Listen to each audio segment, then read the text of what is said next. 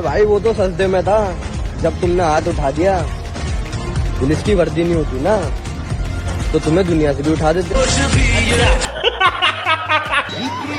तुम जैसे अगर मार के जेल जाना पड़ा 14 साल मंजूर है। जिस दिन मेरे सामने पड़े ना मारूंगा, एक बात पक्की है, पब्लिक नहीं मारूंगा। हिंदुस्तान में कलामा नहीं बांधेंगे तो कहाँ बांधेंगे जी? हिजाब पे क्यों? अधिकार है कलामा बांधना, हमारा भी अधिकार है हिजाब। बिल्कुल अधिकार है हिजाब, बिल्कुल हिजाब अधिकार है। आपका अधिकार है, मंगवाइए हिजाब और पहनाइए इनको हिजाब, बहुत प्यारे लगेंगे। मंगवाइए या मैं डोनेट कर दूं? बांग्लादेश का पासपोर्ट वाला तुरंत भारत आके भारत में आधार कार्ड बनवा लेता है, अब देख सकते हैं। और इस तरह के बांग्लादेश में जिसका नाम है हसमत खलीफा है, और इंडिया में जब इसने बनाया तो इसने सुजान शेख के नाम से बनाया, मतलब से नाम तक बदल दिया, नाम बदल दिया, यहाँ तक कि उम्र भी बदल दी इसने।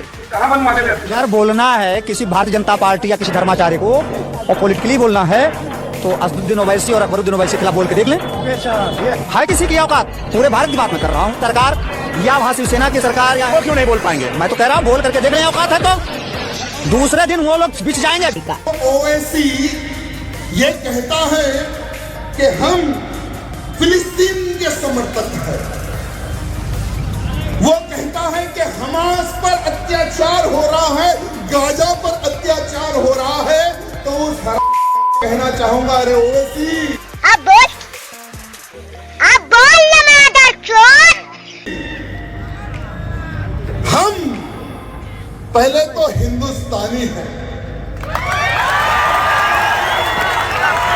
तेरा तो मुझे पता नहीं कि तू हिंदुस्तानी है या पाकिस्तानी है, तेरा मुझे पता नहीं, लेकिन मैं इस झंडे के लिए जी सकता हूँ, इस झंडे के लिए मर सकता हूँ।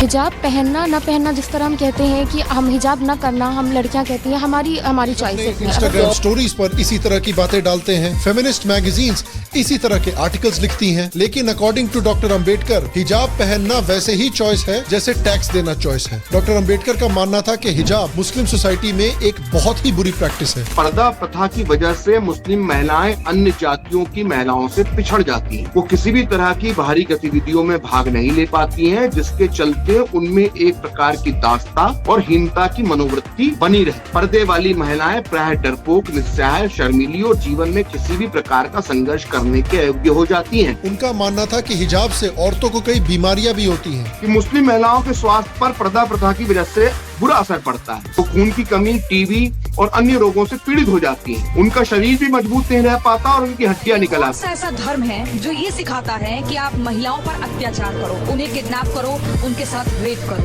इतनी बदले की भावना, इतनी नफरत कौन सा धर्म सिखाता है सर? देखिए, मैं ये मानता हूँ कि दुनिया में कोई धर्म है जो ये नहीं सिखाता, लेकिन मजहब सिखाता है। जब मजहब की किताब ये कहती हो सूरह नंबर 9 आयत नंबर 5 में कि आपके अल्लाह पे जो यकीन न लाए, आपके रसूल पे जो यकीन न लाए, उसका कत्ल वाजिब है। ये किताब कहती है। तो इस्लाम की सबसे बड़ी जंग हुई, उसमें जब ये कहा गया कि आप कारवाओं को लूटें और उसमें औरतों को भी लूटेंगे, तो औरतें जो ऊपर की खूबसूरत होंगी वो ऊपर वाले के पास जाएंगी। फिर कहती हैं कि किस 72 हुर्रे का जिक्र, वही मैं कह रहा हूँ। नहीं, वो तो चलिए ठीक है, मरने के बाद है, यहाँ तो जिंदा की बात हो रही है। बट आपने कहा धर्म दुनिया में एक ही है, वो है सनातन, बाकी सब मजहब है। कस्तूरी है, पर दुष्ट नहीं माने तो हिंसा बहुत जरूरी है। सोमनाथ का मंदिर टूटा, कहाँ अहिंसा थी? शक हूणों ने हमको लूटा, कहाँ अहिंसा थी? भिक्षुणियों की छाती काटी, कहाँ अहिंसा थी? लाशों से व्यभिचार किया, क्या वहाँ अहिंसा थी? हिंसक पशु के लिए व्यर्थमय हलवा पूरी है, और दुष्ट नहीं माने तो हिंसा बहुत जरूरी है। मैं उस पर बात कर रही हूँ, मैं इसको क्यों बोलूंगी? ये है कौन? हमारी कोई इज्जत नहीं, हमारा कोई लेवल ही नहीं है। सही बात है, सही बात। मैं क्यों बोलूंगी? अब आती है बात कि शर्म आनी चाहिए कि पाकिस्तान में जब आजादी हुई थी तो 13% हिंदू थे, आज 1% बचे हैं। बांग्लादेश में 1974 में 13.9% हिंदू थे, आज 5.9% बचे। गए कहाँ वो हिंदू? द औरत फाउंडेशन पाकिस्तान में चलता है, उसके वेबसाइट में जाकर के देखिए।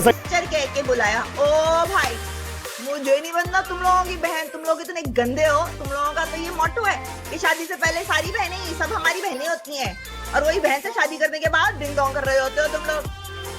तो मुझे नहीं बनना किसी की बहन। थू करती हूँ मैं, शक्ल देखी है उसकी, टट्टे ऐसी तो शक्ल है उसकी।